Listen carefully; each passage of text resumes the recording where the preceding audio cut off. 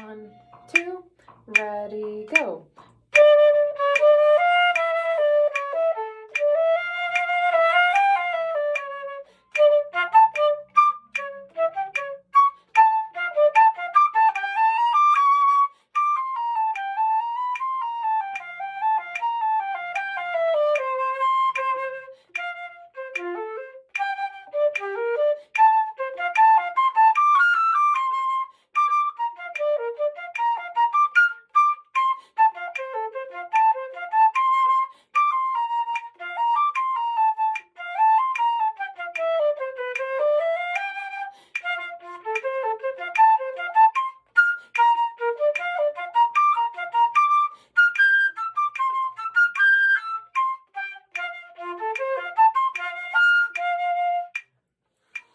Hey everybody, I have some tips for playing the Region 17 middle school fast etude today.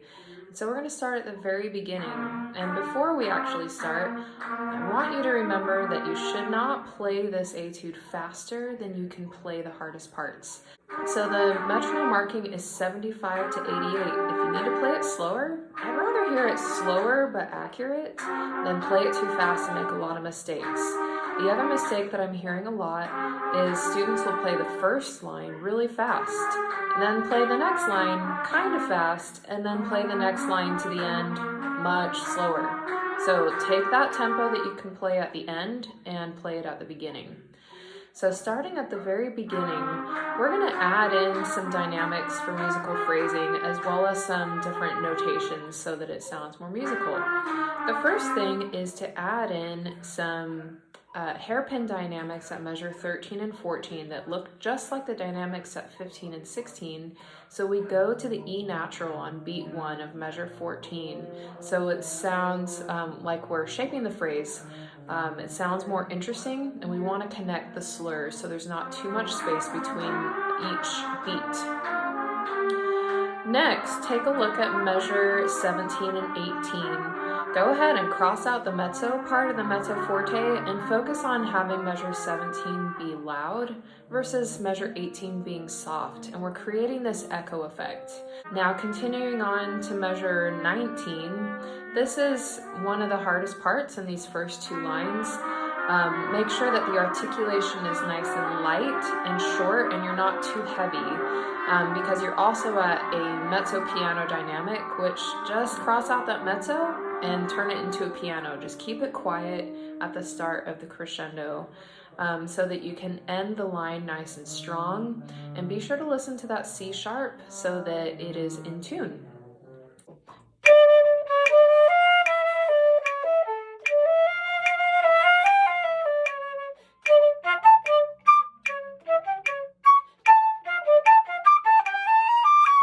So continuing on measure 21, you can keep the lever key down. Use the lever B flat fingering for your B flat fingering in measure 21, and keep the lever down for the entire measure until you lift it for the B natural.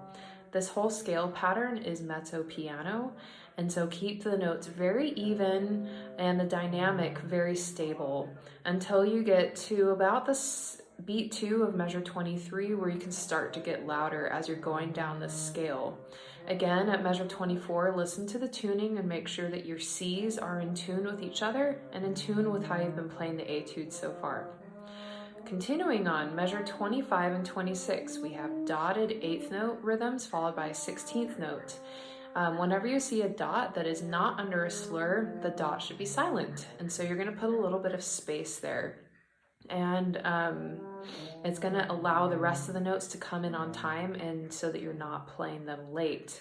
Go ahead and also put a staccato on the last note of the measure so that we're creating space between those notes, and it's going to help the style stay light and detached.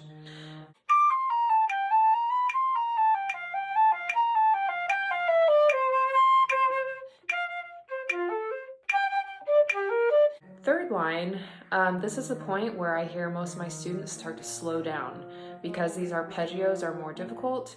Don't allow the tempo to slow down. Pick a tempo that you can play these arpeggios at and start that tempo at the beginning. As you go through the arpeggios here, measure 27 and beyond, keep the air stream really steady. Don't allow the air to drop, just steady air all the way up that arpeggio. Having the crescendo underneath that helps to think of that continuous airflow. Now continuing on at measure 29 through 32, as you practice these arpeggios, practice them in chunks where you're practicing the descending arpeggio, and then practice the next ascending arpeggio, and then practice the next ascending arpeggio. And I've marked it with these brackets. And just practice them in those little groups with a little rest between each one until you're feeling much more comfortable with the finger patterns, and then put it all together. Also, when you have the eighth notes in measure 30, play those light, play them staccato where the notes are separated from the notes around them.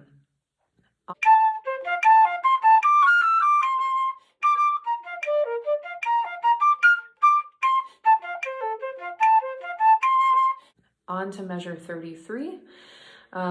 Just like the dotted rhythms in 25 and 26, when you have a tie that's not underneath a slur, we're going to cut the tie. And so you put just a small amount of space where that tied note is on beat 2. It's not a lot of space, because if you put too much, then the 3/16 notes after beat 2 will come in late. So be sure that it's just a tiny amount of space, and so that you remain rhythmically accurate. This is all mezzo piano as well, versus the previous line where we were forte. So bring down that dynamic. At measure 34 on that tied note, you can go ahead and take a breath on beat 2 if you need it. That would be the place to breathe here, but it's more of a sip breath or a really fast breath. It's not a full breath. You don't have time for that. So you'll take a small breath there if you need it. Now continuing on measure 35 and 36, you have a crescendo there. Don't get too loud too quick. I would wait until about beat 2 to start increasing your volume there, so that you end the crescendo nice and strong on beat 2 of 36 on the G.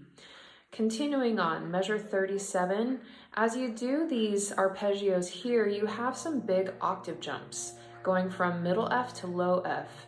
Listen to the beginning of the notes. Make sure that the start of the notes is nice and clean, that you're directing the air downwards into the flute, as that's going to give you a better low flute sound. Just like before at measure 27, keep your air strong as you go up and down the range of the flute and going up and down these arpeggios.